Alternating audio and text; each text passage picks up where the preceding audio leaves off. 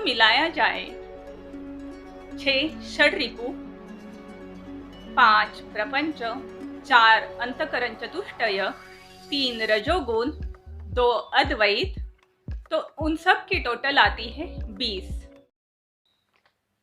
पहले तो हम दुर्वा शब्द का अर्थ देखेंगे। दुखों को वारती है वो है दुर्वा।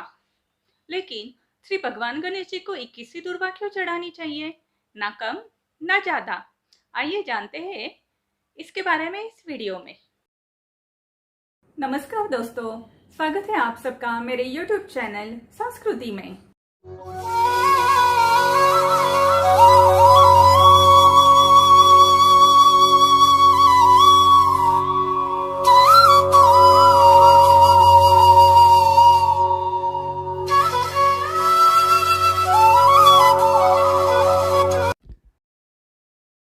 दुखों को वारने वाली तो दुर्वा है ही, लेकिन इस संसार में दुख क्यों है? दुख के मूल कारण है षड्रिपु यानी 6 शत्रु। काम, क्रोध, लोभ, मोह, मद, मत्सर, ये है षड्रिपु। काम मतलब भिन्न लिंगी व्यक्ति के प्रति बहुत ही आकर्षण होना, यह है काम। क्रोध यानी कि गुस्सा, एंगर, क्रोध से अपना रक्तचाप और हृदय की गति दोनों बढ़ जाते हैं। मोह, किसी भी चीज के प्रति बहुत ही लगाव होना, किसी भी चीज से बहुत ही जल्दी जुड़ जाना, जरूरत से लगाव होना, ये है मोह। लोभ, लोभ यानी कि किसी भी चीज से जल्दी संतुष्ट ना होना, और चाहिए, ये है लोभ। मद, मद यानी कि अहंकार, अभिमान, किसी भी चीज का बहुत ही उन्माद होना। हम बोलते हैं ना बहुत ही मदमस्त है, तो ये है मद। और आखिर में है मत्सर यानी कि द्वेष, ईर्ष्या, दूसरों से जलना। तो ये है 6 शत्रु जो सारे दुखों का मूल कारण है। इन षड्रिपु के पीछे है 5 प्रकार के प्रपंच। प्रपंच में से सबसे पहला है ज्ञानेंद्रिय।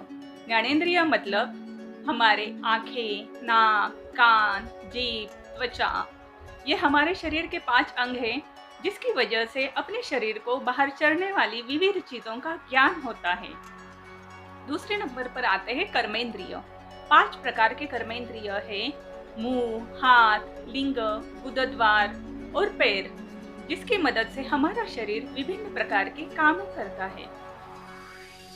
इसके बाद आते हैं 5 प्रकार के तन्मात्रा, शब्द, स्पर्श, रूप, रस, गंध, ये सब पंच महाभूतों का सूक्ष्म रूप है। उसके बाद आते हैं 5 प्रकार के पंच महाभूत, वो है आकाश, पृथ्वी, तेज यानी कि अग्नि, जल और वायु।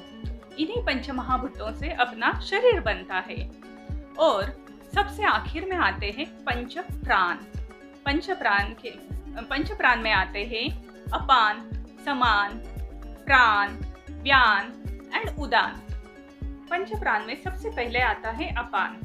अपान जो कि शरीर को जो चीजें नहीं चाहिए, जैसे कि मलमूत्र, पसीना, रज, वीर्य, सारी चीजों को बाहर फेंक देता है। दूसरा है समान। समान जो सभी रस को अपनी अपनी जगह पर ले जाकर वितरित करता है, जैसे कि पाचक रस, उसे बोलते हैं समान।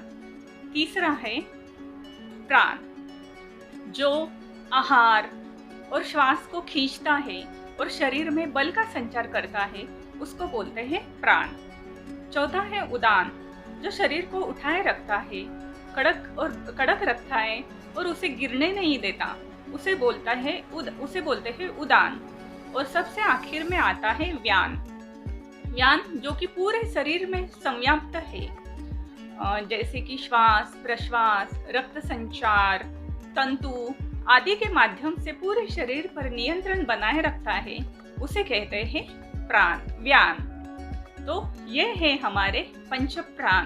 प्रपंच के पीछे क्या होता है? तो इसके पीछे होते हैं अंतकरण चतुष्टय, मतलब मन, बुद्धि, चित्त यानी कि स्वभाव और अहंकार। इन चतुष्टयों के पीछे होते हैं 3 गुण, सत्वगुण, रजोगुण और तमोगुण।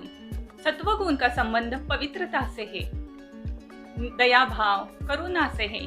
रजोगुण का संबंध शक्ति और शासन से है और उसके माध्यम से दमन से है। तमोगुण का मतलब छल कपट से है और बाजार और मुनाफा कमाने से है। इन तीनों गुणों के पीछे होता है द्वैत यानी कि दो, माया और परब्रह्म, और इन सब के पीछे होता है एक अद्वैत यानी कि सत्य, मतलब श्री गणेश जी।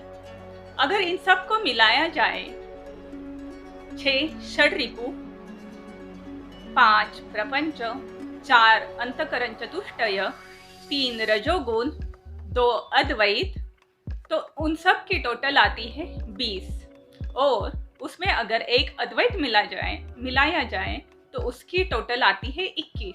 इसलिए श्री गणेश जी को 21 दुर्वा चढ़ानी चाहिए। इसमें से 20 दुखों के कारण हैं।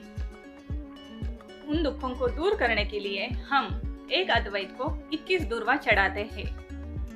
जब भी हम अद्वैत से जन्म लेकर द्वैत में आते हैं तो परम ब्रह्म से दूर होकर माया के प्रभाव में आते हैं। उसके बाद 3 गुण, 4 चतुष्टय, 5 पंचसकार मतलब प्रपंच और 6 षड्रिपु हमारे ऊपर आरूढ़ होते हैं। उनकी वजह से हम अपना मूल स्वरूप भूलकर जन्म मृत्यु के फेरे में अपने कर्म फल के सिद्धांत के अनुसार घूमते रहते हैं। अगर हमें उससे छुटकारा पाना हो और भगवत धाम की प्राप्ति करनी हो तो हमें श्री गणेश जी की आराधना करनी चाहिए, और उसके लिए हमें श्री गणेश जी को 21 दुर्वा चढ़ानी चाहिए। तो दोस्तों, कैसा लगा आपको मेरा ये वीडियो? अगर ये अच्छा लगा हो तो लाइक बटन क्लिक कीजिएगा, और हाँ, सब्सक्राइब बटन प्रेस करके बेल आइकॉन दबाना मत भूलना, ताकि मैं जो भी नया वीडियो अपलोड करूँ आपको तुरंत उसका नोटिफिकेशन मिल जाए। धन्यवाद।